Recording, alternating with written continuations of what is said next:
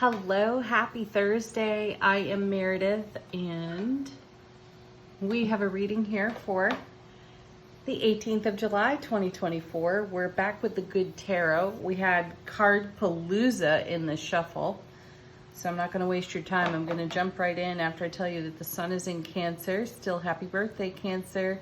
The moon is in Sagittarius. We have a full moon coming in Capricorn. I believe that happens on Sunday. And of course we have Pluto, Saturn, Neptune still hanging retrograde for us. It's been fun, hasn't it? There's a tiny bit of sarcasm on that statement. All right, first card, what do we have? Ooh, the Lovers. Very nice, making choices in our Garden of Eden. Usually choosing between courage and vulnerability. There is no choice. They're both great options. Though it takes a good amount of courage to be vulnerable, and as much as that can make me uncomfortable at times, it's worth it every time. So the Lovers is a harmonization that's taking place within our divine feminine, divine masculine energies, and we have a decision to make. It must be made in heart space, whatever it is. This card is also known as, or its nickname is, the Choice. So courage, vulnerability. For me, there is no choice. Both have to be weighed on the scales, the justice scales of our own heart space. Let's see what this is leaning into, because we've got 4 cards coming up next. So tarot has a story to tell. Page 1. Oh, hey, and it's a page. Page of Swords, Page of Air in this deck. So some new information is coming to light. Typically what you see when the Page of Swords shows up. I consider the pages to be scouts in some way, and I feel, energetically speaking, they report back. It's our sensory perception, however we perceive our gifts, what we're feeling out on the very edges of our comfort zone and or the very edges of the horizon that we're looking at in terms of manifestation. So new information comes to light. Ooh, and that information has come slowly. Messenger of Earth. We've been slow to pick up on the message there, though we have it. That's the Knight of Pentacles, and he's the slowest mover of the bunch. I like this too because it means that we're not just reacting to new information. We're very contemplative of the new information.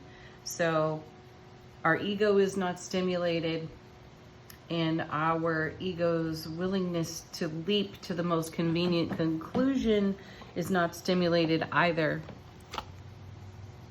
8 of Air, although we do end up in a bit of a mental trap with it in the 8 of Swords, or there's the caution for you not to go there. I do sense we're dealing with old stories and some personal life programming here, and we have to make a choice between what we know and what we've told ourselves to believe, what we've been taught to believe, even the ways we've been taught how to believe. My sense is the 8 of Swords is setting ourselves free. Ultimately, that's the message on that card. There is no rescue coming. Your hands are tied. You're behind 8 swords.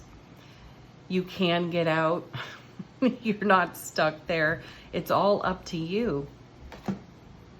Yeah, and then there's the Emperor. Whoa, saving grace in that whole scenario of cards, because I feel as if whatever choice gets made, Lover's card, is supported by the strength of our soulful conviction. And that takes courage and vulnerability to get to, especially if you have to wade through a sea of old thoughts and old feels. And, this is a message that's been coming up for a while. It certainly made a great showing in the Zodiac readings linked for you at the end of this video. That we've got to sort these old stories. We have to take a look at the patterns, behaviors, and habits that we have in the way that we think about things, the way information is passed to us or handed to us even doesn't necessarily mean it's a one size fits all. And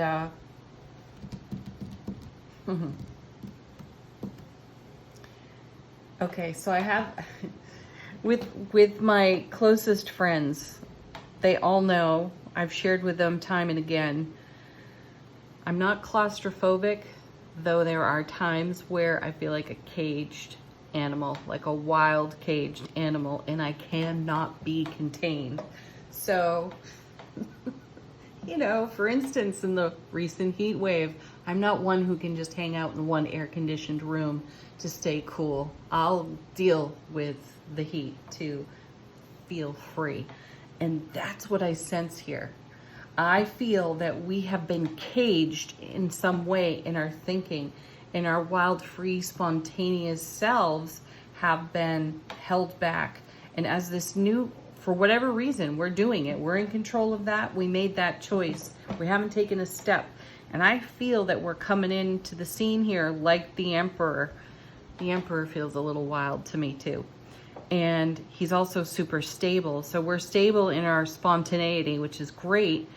And we're contemplative and considerate of the messages that are incoming Page of Swords. And those messages are challenging the ways that we may trap ourselves in situations. Consider that for yourself. I feel that for some of us, this is a message coming out of our own past, and we're being challenged to take a look at decisions and choices, lovers, that we made to protect ourselves. And I have a sense that we're tearing down walls and boundaries like an emperor would. Imagine if the Empress was behind a wall and she was trapped or stuck there. This dude would tear down that wall. He'd bring the cannon to knock the wall down, right? And I feel like we're doing that within ourselves, and that's awesome. Though it's not for the faint of heart, because the old comfortable familiar is just that, and it's seductive in a way at times, and we yield to that also at times, and we create a level of protection around ourselves at times, and we think that protection is true and right and just, and it's important for us to challenge that as well. Let's see what's next. Wow, excellent. There's the Three of Swords. Ha. Pain, loss, and sorrow of the past. Yes, we have some wall built around that. My gosh, I would love to see the Tower right here in this mix, because I feel that the Emperor is all over the contracts we've made with ourselves to keep ourselves feeling safe, insular at times too, and very contained. And even within that containment made out of our own choice and decision, we're starting to feel like the container is too tight. Things don't fit quite so well, energetically speaking. And that's leaving us at odds in some way. So we have an old story, we have old facts as well. Old facts, situations, scenarios. Now we all know that we've dealt with BS in life. I mean, it certainly serves up plenty of it. How are you responding to that BS? And what are you keeping alive from the past in the form of protection? And what new decisions can you be making for yourself around that? If you're going to sit in the Emperor's seat, you're going to have to make decisions that are tough and really difficult. You're going to have to look at things you'd rather not see. You think you've put it all behind you, and yet, like a ghost, it's whispering from the past off this Three of Swords, and it's old. Old is sometimes good. I've got a house full of antiques. They're awesome, right? So old is good. It's supporting the now and the new. So what are you thinking, and is it serving? Or what decisions and contracts have you made and signed with your own self that you've recently discovered could potentially be limiting you now? Oh, What a beautiful card to see. Thank you. There's the Ace of Cups. The aces take the sting out of everything, so it's perfect that it's sitting right there next to the Three of Swords. And congratulations, because I feel like this ace is saying you've come past this now, though what walls have you built up that you think you've been living comfortably with that are now ready to come down, so that the love, bliss, joy, happiness that comes on overflow can actually flow into the now. Let's see what this is leaning into next to. Six of Cups. There's some nostalgia here. Something of the past returns. So obviously that's in consideration. It's being dished up for us, and we can be grateful for that. This is also, for me in tarot, a channeling card. We're bringing through, here we're back at that Page of Swords again. We're bringing through new information, new attitude, new consideration, new intuition, fresh soulful presence, expanded awareness has come to us. We have been enlightened by that information that we've intuitively felt, sensed, known, perceived, right? And we're holding up this information and looking at it like a telescope into our past experiences. So we're narrowing our focus in on some things that we need to look at closely, and simultaneously be more expansive in our vision with it as well, so that we can bring the new consideration of now to it. So you're upgrading some really old stuff today. You have channeled intuitive information that is informing you. The cards are talking to you, and they're letting you know that something you feel you've settled from the past, that you have lived comfortably with for a period of years, life experience. Let's take time out of it.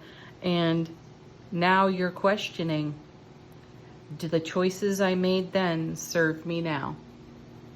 It's a simple question.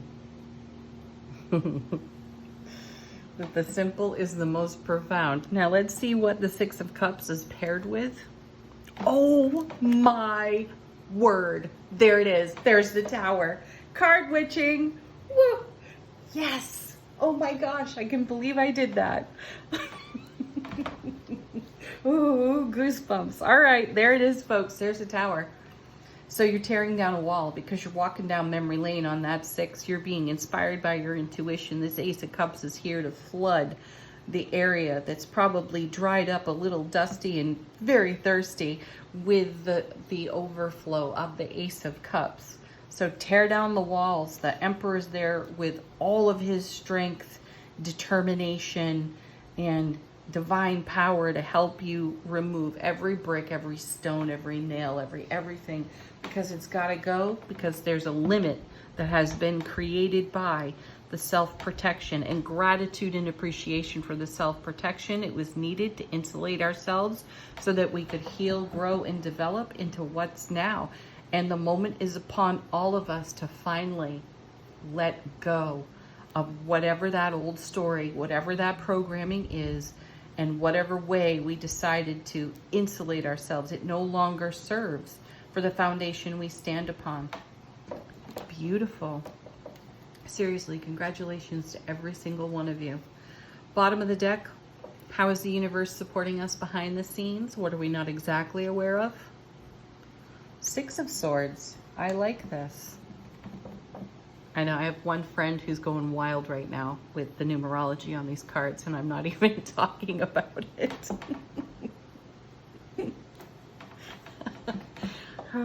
Okay, do your addition and subtractions within the suits for yourself and see what else is there, because it's pretty awesome.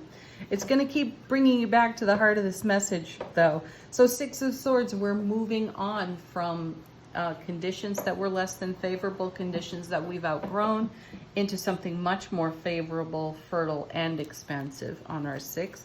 More harmony, more balance there. We've got harmony and balance in the Six of Cups as well. And we've got stability from that amazing Emperor. In a time where we're letting this Tower go. Perfect. Now the Five of Swords. Whoa. Okay. Yeah, well, that's what we're moving on from in that 6. You know, and these are arguments that we have with ourselves. They could be arguments that we have with some very primary people in our lives too. The Five of Swords is a pretty serious card. It also speaks to change. Like a wand will leave a bruise, a sword will cut you. Think of it that way.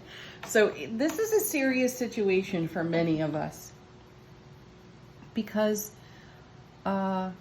we've built everything we know now, everything we experience now, based on some of the facts that are involved in this story that we're talking about. And it means 5, a big change. Tower, a big change. But look what you're gaining in the change in that Ace of Cups. Nice. Now we have the King of Cups. There's the nurturing. There's the love. There's something that's true and lasting that stands the test of time. Ooh, I just heard off the King of Cups. It's almost like I watched his lips move on the card. Water is intelligent. You are mostly water. Listen to your intelligence. All of your intelligence. Not just your IQ. Your EQ. Your spiritual Q. All of it. You must listen to your inner guidance is what I hear off this king. He's emotionally awake, aware, alert, obviously intelligent, and he's channeling a message to us. Wow, we've run the suit here too because we have the ace to the king. The cups lead the day in this whole thing, in this whole scenario. Focus on the love that you are and make your choices based on that. And now the Knight of Cups. Ooh, so we're picking up momentum within our emotional intellect. Carrying the Ace of Cups. Where are we taking that Ace of Cups? Perfect. Didn't I say something about balancing our scales? Balancing or harmonizing our energy? And there's justice. Mercy is the way to go. Be merciful with yourself. I feel like there's more cards still. And there's the Queen. Honestly, Queen of Cups, King of Cups, Ace of Cups, 6 of Cups. Your intuition is super powerful, and it's been dismissed time and again in the past, and you probably have some regrets for that as well. Surrender, yield the regrets, let them go. Let them be the beautiful life lessons they are.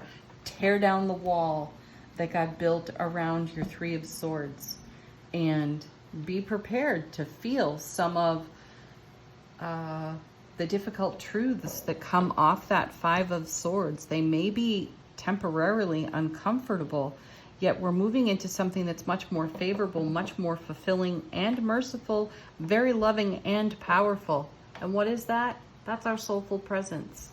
That's what we're moving deeper into. It's a big change, and the ego doesn't fit in that. Oh, hey, I said that earlier. Things don't always fit so well. You start to feel a little caged. Everything gets a little tight energetically. There it is. I like it. Okay. Angel answers. Questions, queries. Put them to the cards. Let your guides and angels speak to you. Allow your soulful presence to speak to you through these cards. Remain positive. This card's been showing up quite a bit for us. Yes, that's our fuel. Our positivity and our love is our rocket fuel within the next few weeks. So this isn't a flash in the pan moment. This is something that happens over a period of life experience. I think we're going into Leo season with this as well. Ask for help from others. Talk to your besties. You know who they are. They're the folks that never judge you. They totally accept you. And they tell you the truth even when you don't want to hear it. Listen to your intuition, of course. Yes, run everything you discuss with your besties through your own intuition. I like that too. Oh, and this one again, you're ready. The time is now. Of course it is. And of course you are. Final word on the reading from angels and ancestors. How is our soulful presence speaking to our waking consciousness? And we have, this is the equivalent of getting the Empress. So we have the Emperor, we have the Empress, we've got the Lady.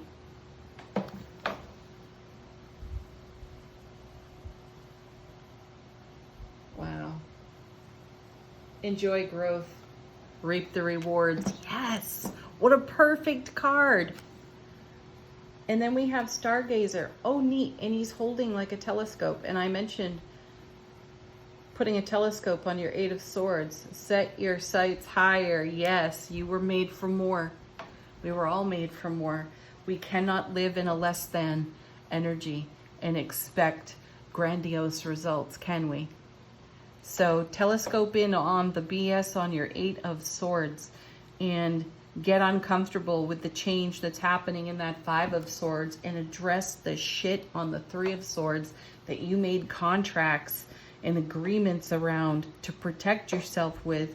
Show up like an emperor, tear down the wall, and live like the Ace of Cups. Woo. Thanks, everyone. Have a beautiful Thursday. Tell me what's going on in the comments, because this kind of message is a big deal. I have been reading your comments.